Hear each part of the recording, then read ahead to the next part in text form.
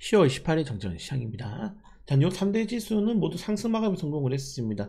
특징이 큰 변동성이 없이 쭉 올라가는 흐름이 나왔죠. 물론 수요일 목요일날 정말 글로벌 슈퍼위크가 기다리고 있긴 하지만은 전체적으로 시장에서는 미국과 중국의 무역 협상에 대한 안도감이 더 많이 자리 잡고 있다고 보시면 될 것 같습니다.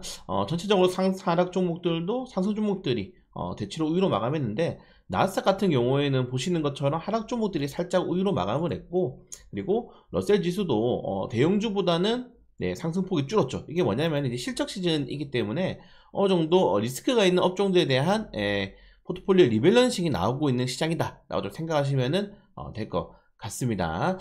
최근에 이제 실적 시즌 앞두고 국내 증시랑 좀 비슷한 흐름이 나오고 있어요. 대형주 위주로의 수급이 굉장히 강하게 쏠리고 있는 그런 모습들이 보이고 있는데, 앞으로 대형주의 순환매가 좀 이어질 수 있는 가능성이 매우 높다는 점들. 국내 증시만 하더라도 뭐 반도체 종목들이 엄청 강하게 가다가 2차전지 종목들도 한번 오르고, 뭐 증권사, 지주사 관련 테마주도 한번 오르고, 그리고 조선주들 어제 강하게 오르고, 뭐 그전에 방산주도 한번 오르고, 계속 이 대형주 덩어리가 큰 주식들로 돌아가는데, 아직 오르지 않는 섹터 쪽으로 관심을 가져보시는 것은 충분히 괜찮은 것 같다. 왜냐면은 결국 내년에 금리 인하에 대한 기대감들이 유효하다는 거예요. 지금 금리가 동결되고 있는 게 아니고 올라가고 있는 게 아니고 내년에 금리를 더 떨굽니다.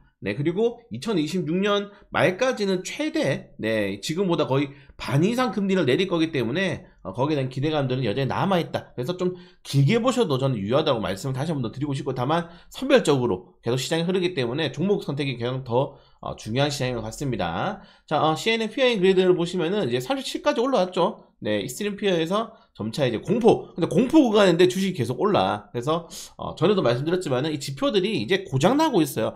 과거 지표가 의미가 많이 없어지고 있어요. 왜냐면은 과거 같은 경우에는 우리 흔히 말해서 비트코인도 없고, 지금 좀 있어도 스테이블 코인도 나오고, 그러니까 시장이 계속 진화하면서 발전하고 있기 때문에 과거 데이터들이 계속 지금 시장에 갖다 끼워 맞추기에는 잘 안 맞는 거예요. 그래서 계속적으로 여러분들 과거를 보시기보다는 앞으로의 전망이 조금 더 좋지 않나, 좀 이렇게 말씀을 드리고 싶습니다. S&P 500 종목들, 오늘 빅테크 종목들이 정말 강했습니다. 다 올랐어요. 빅테크, 특히 M7 종목들이 다 강하게 탄력이 나왔고, 반도체 종목들이 특히 퀄컴이 무려 11%대 인공지능 시장에도 진출한다고 밝히면서 탄력이 나왔기 때문에 오늘도 국내 증시 반도체 종목들 상승 랠리 이어갈 수 있을 가능성이 높다는 점 좀 보시면 될 것 같고, 러셀 같은 경우는 부진하죠.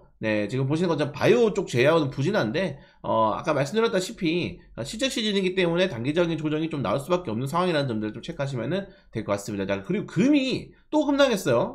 금이 지금 3% 급락하게 되면서 지금 4천선을 깨버렸습니다. 4,000달러 선을 깨면서 뭐 여전히 지금 구매에 대한 수요도 유지가 되고 있고, 증권사들의 전망치도 여전히 높긴 하지만은 그동안 많이, 그러니까 여러분들 평생 오른 주식은 없어요. 무조건 어떤 주식이든 조정은 한 번씩 나옵니다. 그게 뭐 10년 주기가 됐던 5년 주기가 됐던 1년 주기가 됐던 조정이 나오는데, 이번에 한번 조정이 나왔다. 이게 정말 조정 없이 계속 올랐거든요. 한 3년 동안. 그래서 보시는 것처럼 3년 내에 가장 큰 조정이 나온 한 주였다라고 좀 생각하시면 될 것 같습니다. 그 대신에 비트코인은 대신에 반사익으로 좀 반등에 성공을 하고 있죠. 원달러 한정 같은 경우에는 1430원대 좀 하락이 나왔지만은 다시 한번 30원대까지 좀 이탈을 해주면은 추가적으로 외인들의 매수세를 한번 기대해 볼 수 있을 것 같습니다. 자, 우리나라 코스피가 일본, 미국을 제쳤어요. 그리고 일본, 미국이 상승률, 특히 미국이 상승률이 그렇게 크지가 않아요, 여러분들. 15%야. 미국이 작년에도 오르고 재작년에도 올라서 그렇지 올해 상승률은 그렇게 크지가 않습니다. 신고점 구간에 대한 좀 리스크적인 것도 있고, 그래서 오늘 신흥국 업종들로 좀 많이 수급이 쏠렸는데, 다만 이 68% 중에 무려 30%를 어디서 차지했다? 삼성전자, SK하이닉스. 그러니까 68% 올랐는데 그 중에 전체적인 지수의 반은 코스피, 코스닥이 다 끌어올린 거예요. 그래서 정말 업종 이 두 종목에 대한 의존도가 높다. 의존도가 높은 거는 이 주식이 계속 강세가 나오면은 지수는 계속 오르겠죠. 지수가 오르면은 결국 패시브 자금이 붙을 수밖에 없기 때문에 나쁘지 않지만은 리스크 난이도가 높아집니다. 그러니까 SK하이닉스, 삼성전자 없으면은 소외돼 버려요. 그렇다고 해가지고 지금 갑자기 막 다른 업종들을 사기에는 다 신고점 구간이잖아요. 그래서 우리가 지금 ETF를 사고 있는 거고. 그리고 왜 내 주식은 안 오르냐? 4,000포인트의 불편한 진실. 자, 보시면은 아까 말씀드린 것처럼 코스피, 코스닥 쪽만 쏠렸기 때문에 지금 쏠림 현상이 나올 수밖에 없고, 제가 자주 올려드리는 게 ADR 지표죠. 지금 시장은 대세상승장이 아니다, 선별적인 시장이다. 그래서 이 시장에서 이 상승 종목의 랠리를 타지 못한 투자자들은 굉장히 좀 열받고 부진할 겁니다. 지금 계좌가 남들은 다 즐거운데 나만 힘든 것 같고. 왜냐면은 ADR 지표, 네, 상승률과 하락률을, 네, 백분율가로 나누는 건데, 그냥 ADR 지표가 떨어진다는 거는 하락 종목들이 매일매일 우위로 나왔다는 거예요. 지금 보시는 것처럼 하락 종목들이 우위로 나오면서 이 80% 밑에가 과매도 구간이거든요. 지금 과매도까지 왔어요, 거의. 네, 보시는 것처럼 과매도까지 와서, 과매도가 잘 안 옵니다, 여러분들. 근데 과매도 구간까지 왔다는 거야. 그 정도로 지금 시장은 대대상승보다는 완벽한 쏠림 시장이다. 그래서 주도주에 타지 못하면은 어렵습니다. 예, 투자 난이도가 어려운 시장이기 때문에 제가 그래가지고 9월달부터 여러분들 과감하게 잡주를 버리고 지금 대형주를 타야 되는 게, 앞으로 이런 시장이 반복될 거예요. 왜? 개인 투자들이 시장에 안 들어오고 있어서 그래요. 코스닥, 원래 코스닥 시장에 거래대금의 80%가 개인 투자들이었는데 개인 투자들이 시장에 안 들어오고 있잖아요. 그렇기 때문에 지금 시장에서 코스닥 같은 경우는 계속 좀 부진할 수밖에 없지 않을까, 여기 좀 생각이 됩니다. 물론 제약바이오 종목들이 반등을 좀 나올 수 있는 시그널이 있죠. 다만 제약바이오 대형주들이 워낙 비싸잖아요. 그래서 그런 종목들도 막 거래대금을 폭발시키기는 많이 힘들다라고 보시면 될 것 같습니다. 그냥 지금은 삼성전자, SK하이닉스 말고 좀 잡주들이 필요해요. 네, 여러분들 잡주 랠리가 안 좋은 것만 아닙니다. 그러니까 생각해보세요. 예전에 에코프로 때처럼 야, 매일매일 막 텐베거 종목이 나와. 한 달에 몇 개씩. 그러면 사람들이 삼성전자, SK하이닉스도 좋은데 결국 뭡니까? 탐욕이 있어야지 주식시장에 들어온단 말이죠. 그러니까 똑같아요. 모든 투자 자산들은 돈을 벌려고 하는 거잖아요. 근데 이 돈이 막 뻥뻥 터져. 로또집에 줄 서는 거랑 마찬가지야. 이 로또집에 잘 되면 사람들이 줄 서는 거랑 마찬가지처럼 코스닥 시장이라는 이런 마켓에 대형 막 종목들이 빵빵 터져야 돼요. 더 많이 터지고 막 텐베거 나오고 막 연상 가고 따상 가고 이렇게 해야 되는데 그렇게 안 나오고 있단 말이에요 지금. 그래서 막 지수는 맨날 막 2%씩 오르는데 10% 이상 상승 종목도 막 3, 40개밖에 안 되잖아요. 그럼 결론적으로는 우리나라 주식 전체 시장에 2%밖에 안 되는 거야. 2%만 10% 이상 올라가는 시장이 뭐 초강세장이라고 할 수는 없죠 지금 시장에서. 그래서 지금 시장 자체의 수급 쏠림은 계속될 거다. 네, 계속될 거다 말씀드리고 싶고요. 네, 그래서 증시가 강했다, 이 정도까지 보시면 될 것 같습니다. 그리고 뭐 틱톡 사건 인수, 미국에서 이제 완벽하게 마무리되면 또 정부가 밀어주기 때문에 굉장히 좋을 것 같고, 그리고 김정은 관련해가지고 우리 어제 뭐 단타를 치기도 했는데 오늘 한 번 더 쳐볼 수 있을 것 같아요. 좀 조선에 방문을 안 한다고 하니까 좀 북한 쪽으로 좀 관심도가 높아지고 있죠 지금 최근에. 그리고 아르헨티나 중간선거가 이제 팀 트럼프 여당의 압승이 전망이 되고 있는데, 지금 보시면 남미가 미국과 중국의 그냥 거의 뭐 대체 싸움터예요.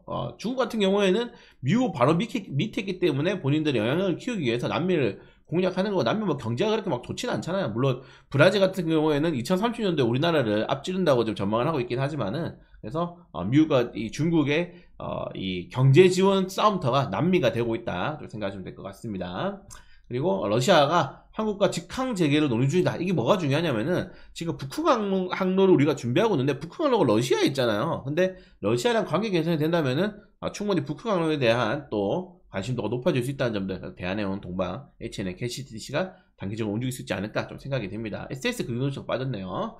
자, 그리고 유럽연합이 너무 강력한 이런 AI 규제보다는 어느 정도 절충안을 냈다. 유럽연합이 원래 엄청 규제를 많이 해요. 지그들이 옛날에 한 짓은 생각도 못하고. 근데 자기들도 아는 거야. 지금 인공지능 시대에 뒤떨어지면은 국가 이 경쟁력이 많이 떨어진다는. 그래서 최소한의 안전장치만 담았다고 생각하시면 될 것 같습니다.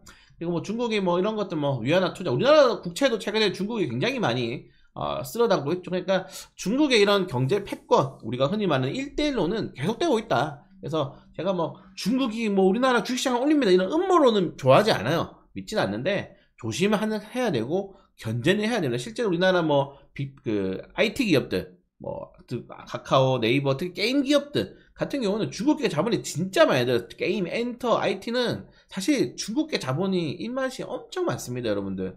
그냥 막 연예인인데 뜯어보는 화교 출신이고 막 갑자기 중국 엄청 잘하고 이런 밀어주는 사람들이 있단 말이야. 이거 이거 모른다 하면은 진짜 말 그대로 도시전설인 거죠. 그래서 전체적으로 항상 견제는 해야 된다. 뭐 너무 미워하는 말은 아니고, 중국이 들어온 국가들이, 잘된 국가들이 사실상 없죠, 여러분들. 공산국가입니다, 공산국가. 예, 조식 견제는 해야 된다. 인지만 하고 있으면 될 것 같아요. 그리고 일본 니케이 지수 계속 올라가고 있죠. 그러니까 지금 제가 우리나라 증시가 10월 달에도 좋다고 제가 10월 증시 브리핑을 올려드렸는데, 그 중에서 가장 강하게 보고 있는 재료가 저한테 뭐냐라고 했을 때는 한국과 미국과 일본이 동시에 이렇게 정치자가 바뀐 적은 처음이다. 예, 그렇기 때문에. 그리고 이 사람들 특징이 뭡니까? 돈 풀기 좋아하는 사람들. 돈 풀기 좋아해. 그래서 이 돈 풀기 좋아하는 사람들의 정말 이 임기 내에서 계속 돈을 풀 거다 하게 되면서 이제 상승 흐름을 좀 기다리고 있고, 특히 미국이나 한국은 또 내년에 선거가 있기 때문에 계속적으로 돈이 풀리지 않을까 좀 생각이 됩니다. 자, 그리고 정부가 위고비 마운자로 남용의 의약품 지정, 좀 맞아 몰래 했는데 근데 일단 나쁘지 않은 것 같아요. 뭐냐면은 우리나라가 아직 이 정도까지 레벨이 못 올라갔잖아. 어제 뭐 한미약품이 터지긴 했지만은 그래서 이렇게 하다가 이제 나중에 진짜 비만 환자들이라든가 고도비만 막 정말 치료가 필요한 환자들이라든가, 그리고 결국 위고비 마운자로가 당뇨 의약품이잖아요. 당뇨 환자들한테는 또 의료보험 지정해 주는 것도 전 나쁘지 않다 생각합니다. 우리나라가 좀 올라갈 때까지 좀 기다렸다가, 그 대신에 우리나라 정부는 진짜 코인도 그렇고 뭐 어디 시장 하나가 새롭게 탄생하면은 규제하는 거 진짜 좋아하네요. 예, 규제하는 거 진짜 좋아. 아무튼 뭐 이런 내용이 있고, 그리고 한국은행이 스테이블 코인에 대해서 계속적으로 약간 정부랑 힘겨루기를 하고 있죠. 스테이블 코인에 뭐가 중요하냐면은 발행처가 어디가 될 것이냐. 미국 같은 경우에는 재무부랑 미국 정부랑 완전히 분리되어 있는데, 우리나라는 분리되어 있죠, 한국은행이랑. 근데 지금 정부가 스테이블 코인을 계속 정부에서 발행을 하려고 해요. 사실상 지금 상권 분립은 여기까지 아이고 어려운 또. 자, 아무튼 그래서 지금 이런 것들을 한국은행이 계속 경고하고 있죠. 우리가 돈을 담당하는 기관인데 우리가 발행해야 되지 않느냐, 만약에 발행한다 하더라도 하면서 좀 이렇게 협상 이야기를 하고 있는 거고, 정부는 계속 우리가 발행하겠다라고 이야기를 하고 있는 겁니다. 이렇게 되면 이제 아무튼 이 릭스크 체크하시면 될 것 같고요. 자, 그리고 증권가에서 조선방산 우리 센터장님들이죠. 네, 시접적 견인해서 내년에 5천선도 가실 거니다. 슬슬 여러분들 팔아야 될 때가 오고 있습니다. 저는 5천까지 안 간다고 보고요. 저는 4,550. 저는 4,550을 맥스로 보고 있는데 5천까지 간다? 벌써 좀 무섭네요. 네, 아시겠지만은 4년 전에 2021년도에 10만 전자 간다. 그때도 막 4,000피 간다. 막 4년 전이었어요, 그게. 그때 왜 4년 만에 갔는데 갑자기 또 내 말이 맞자라는 분들이 나오더라고요. 내가 코스피 4천 간다고 했지. 정신병자가 아닌가, 그런 분들은. 네, 4년 전에 얘기해서 4천은 그건 맞춘 건가? 그것도 맞춘 건가요? 4년 만에 돌파했으면 맞춘 건가? 자, 아무튼 네, 그리고 뭐 개별적 일수 종목들 하나 보시면은 좋을 것 같습니다. 자, 테슬라는 정말 목표가가 정말 다양하네요. 네, 정말 테슬라는. 근데 중요한 거는 올라가고 있어. 목표가가 올라가고 있다는 것들이 중요합니다. 네. 자, 그리고 뭐 개별적 일주 종목들 오늘 좀 안 좋은 악재들 종목들이 많은데 실적에 좀 안 좋은 종목들이 많이 발표됐기 때문에 체크하시면 될 것 같고, 네, 한미약품 뭐 제가 월 단위로 모아가로 말씀드렸죠. 너무 좋습니다. 아무튼 뭐 이 정도 체크하시면 좋을 것 같습니다. 자, 오늘 뭐 바이오 산업 전시회 제외하고는 뭐 큰 일정은 없고, 오늘도 어제랑 비슷할 것 같아요. 시장은 좋은데 내주층은 왜 안 가냐 이렇게 하시는 분들이 굉장히 많은데 어쩔 수가 없습니다. 대형주, 그러니까 지금 외인들이 들어올 수 있는 섹터 종목 위주로 체크하시면 될 것 같고, 오늘도 뭐 시장 수급 쏠리는 거 단타 치고, 네, ETF 쪽으로 계속 체크하도록 하겠습니다.